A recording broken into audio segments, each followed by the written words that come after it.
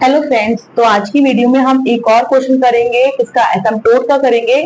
और ये सिमिलरली बिल्कुल वैसी क्वेश्चन है जो हमने लास्ट क्लास में किया था, बट ये उससे थोड़ा इजी है। कैसे करना है?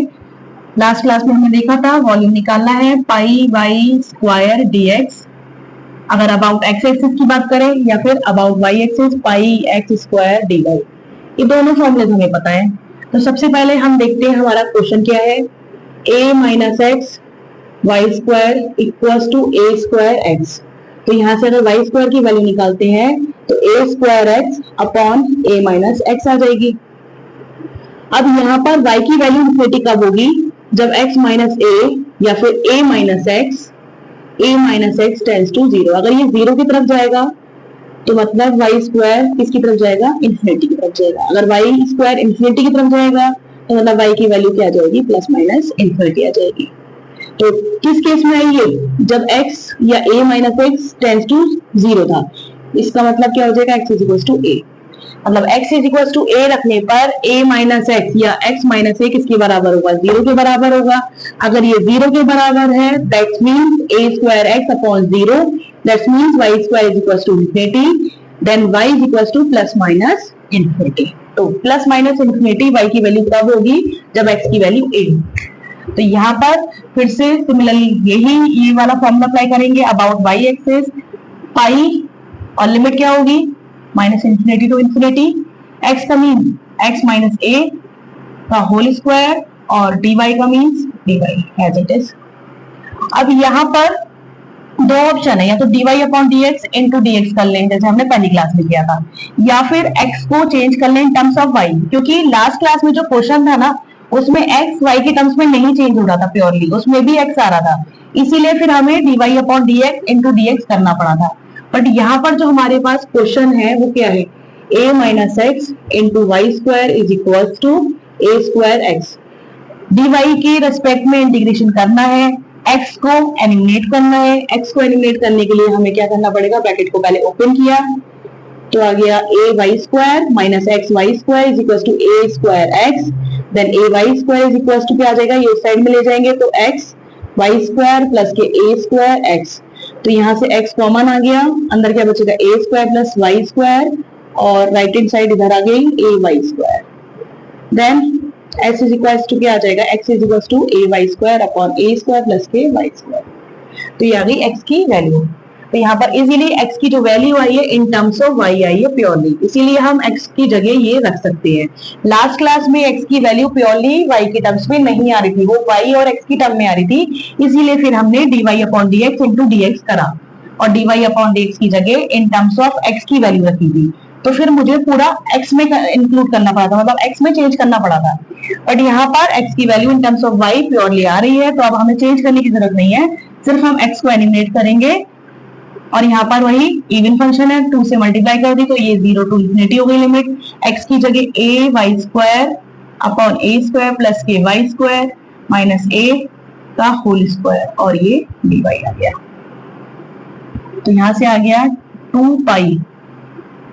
इसे चाहे तो अलग कर दो, है ना, और डिफरेंशिएशन करना चाहें तो डिफरेंशिएशन, या फिर इसे हम क्या कर सकते हैं? एलसीएम ले सकते हैं। A y square as it is, LCM लिया तो माइनस के ए क्यू आ गया और माइनस के ए वाई स्क्वायर आ जाएगा। ए स्क्वायर प्लस के Y square as it is, और ये डी वाई, इससे ये कैंसिल हो गया। 2 पाई ए क्यू बाहर आ गया, 0 टू इन्फिनिटी। अच्छा, इसका होल स्क्वायर भी था ना, तो होल स्क्वायर मतलब ए की पावर 6 आएगी बाहर, यहाँ 6 आएगी, है ना, और 1 अपॉन ए स्क्वायर प्लस वाई स्क्वायर की होल पावर 2 आ गई, और ये डी वाई। यहाँ तक समझ में आ गया होगा, 1 अपॉन ए स्क्वायर प्लस वाई स्क्वायर की होल पावर 2। अब अगर ये पावर 2 नहीं होती तब तो इसे हम डायरेक्ट फॉर्मूला अप्लाई कर देते, इसका tan इनवर्स x अपॉन ए मतलब y अपॉन ए का फॉर्मूला बन जाता है। बट क्योंकि यहाँ पर होल स्क्वायर है तो होल स्क्वायर को खत्म करने के लिए हमें लेट करना पड़ेगा y को a tan थीटा। अगर a tan थीटा y को लेट किया तो यहाँ पर 0 लिमिट अगर रखते हैं तो tan थीटा की वैल्यू क्या होगी? 0, और इन्फिनिटी पे pi by 2, 0 to pi by 2 limit हो गई। dy की जगह dy is equal to a sec square theta और ये d थीटा। तो यहाँ पर ये आ गई वैल्यू dy की a sec स्क्वायर थीटा और d theta upon a square as it is plus y की जगह a square tan square theta और d theta whole square. a square common लिया, a स्क्वायर कॉमन लेंगे तो power 2 है already, तो a की पावर 4 बाहर आएगा, a की पावर 4 नीचे है, ऊपर a की पावर 6 है, तो ऊपर कितनी बचेगी, सिर्फ a की पावर 2 बचेगी।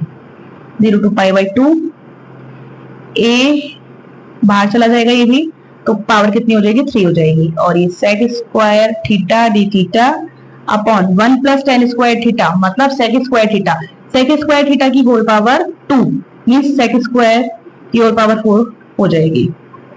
अब 2 पावर कैंसिल हो गई, कितनी बचेगी नीचे 2, 1 upon sec square means cos square, है ना, cos square theta d theta. Cos square theta को अब हम क्या लिख सकते हैं, चाहे तो इसमें बीटा गामा वाला डायरेक्ट फॉर्मूला अप्लाई कर सकते हैं। साइन की पावर 0 लेट कर लो, तो m क्या है 0 और n क्या है 2, तो डायरेक्ट फॉर्मूला अप्लाई करके भी इसका आंसर इजीली आ सकता है। इधर वाला मैं इरेज कर रही हूँ,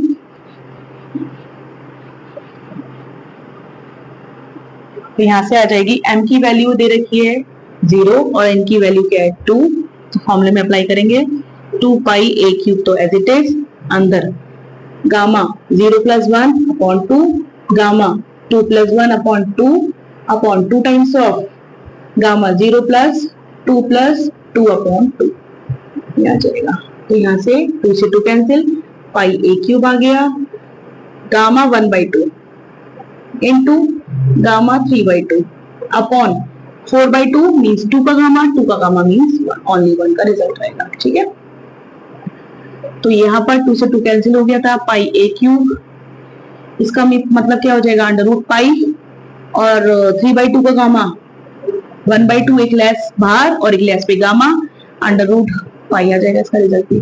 तो यहाँ पर under root pi means pi and pi square a cube upon 2, ये आंसर आ गया। लास्ट क्लास में जो हमने क्वेश्चन किया था उसका आंसर आता था 2 पाई स्क्वायर a क्यूब, और इसका आंसर ये है।